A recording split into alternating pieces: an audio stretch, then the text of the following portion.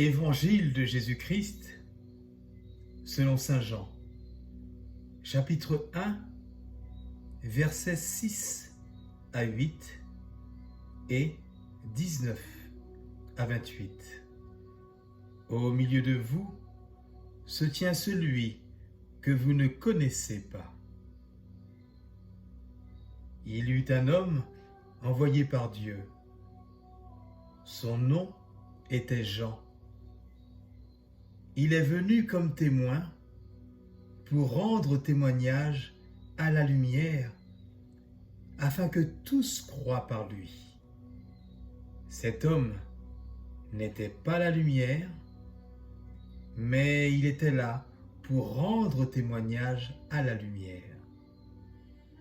Voici le témoignage de Jean quand les Juifs lui envoyèrent de Jérusalem des prêtres et des Lévites pour lui demander « Qui es-tu » Et il ne refusa pas de répondre. Il déclara ouvertement « Je ne suis pas le Christ ».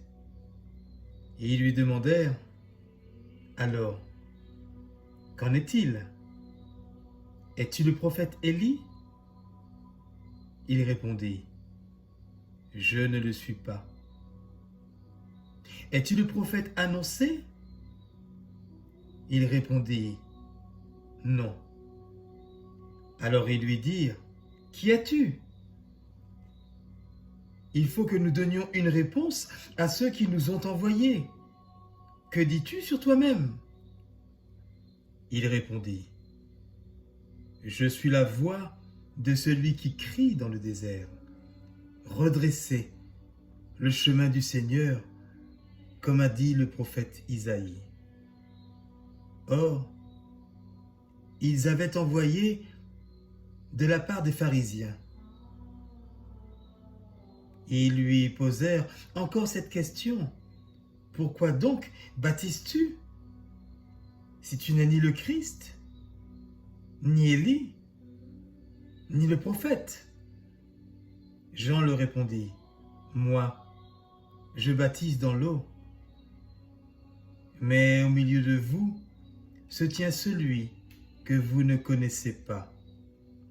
C'est lui qui vient derrière moi, et je ne suis pas digne de délier la courroie de sa sandale. » Cela s'est passé à Béthanie, de l'autre côté du Jourdain, à l'endroit où Jean baptisait. Acclamons la parole de Dieu.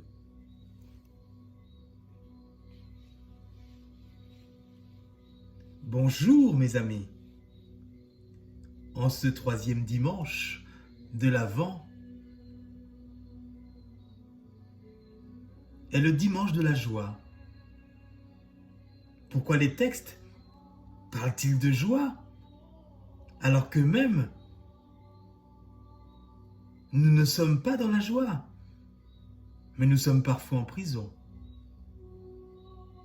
parfois en pays occupé, et nous ne parvenons pas toujours à nous réjouir de la vie. La joie provient de l'espérance en Dieu. L'espérance est au cœur de la foi chrétienne qui ne nous a pas épargné des épreuves et qui encore aujourd'hui fait face à l'hostilité du monde. Autrement dit, si vous voulez que votre joie résiste à tous les désagréments de la vie, placez-la en Dieu. Il ne s'agit d'ailleurs pas que d'une espérance, mais bien d'une joie profonde qui permet d'affronter les difficultés avec l'Emmanuel, c'est-à-dire Dieu avec nous. Si votre joie repose sur la certitude d'être aimé de Dieu, alors, au cœur de l'épreuve, vous n'aurez rien à craindre. Votre joie, nul ne pourra la ravir. Bien-aimés du Seigneur, Arrêtons d'être tristes, même si nous voyons autour de nous la pauvreté, la solitude envahir nos sociétés. Au cœur de toutes ces guerres, de toutes ces violences, c'est vrai que c'est un peu dur à entendre.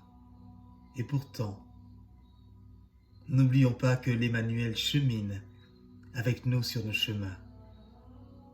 Et le temps de Noël est ce temps où nous pouvons redécouvrir cette présence indéfectible de Dieu dans nos vies. Le temps de l'Avent est bien celui qui nous invite à fortifier notre foi, notre espérance et notre charité. Et surtout, à nous demander en qui nous espérons et ce que nous espérons. Car c'est bien parce que nous sommes sans cesse accablés par les malheurs de notre monde que nous sommes invités à changer notre regard pour voir ces germes de justice et de louange. Autrement dit, tous ces beaux gestes de fraternité qui se vivent discrètement chaque jour. Dieu ne vient pas nous charger d'une morale lourde, non, il vient guérir nos cœurs brisés. Pendant les fêtes de Noël, nous lisons la joie sur les visages. Mais cette espérance et cette joie ne doivent pas nous enfermer sur nous-mêmes. Au contraire, cette joie doit nous obliger aussi à regarder vers celui à qui notre porte est ouverte, celui qui a faim, celui qui a soif. La joie se vit dans l'espérance et la foi. Mais cette espérance et cette foi sont vaines si elles ne se traduisent pas en actes dans la charité et l'amour du prochain. Par ailleurs, frères et sœurs en Christ, il ne faut pas confondre admiration et amour. Lorsqu'on admire certaines personnes, fréquentez-les de plus près et vous verrez qu'elles ont des défauts comme tout le monde. Dieu ne nous demande pas d'admirer nos frères, mais de les aimer. Et c'est ce que nous montre Jean le Baptiste. Mes amis très chers, nous demandons au Seigneur de nous aider les uns les autres avec beaucoup d'amour, de douceur, de respect à être les témoins du Christ. Amen et bon dimanche. C'était la parole dominicale de l'aumônerie catholique de prison de la Martinique en ce 3e dimanche de l'Avent.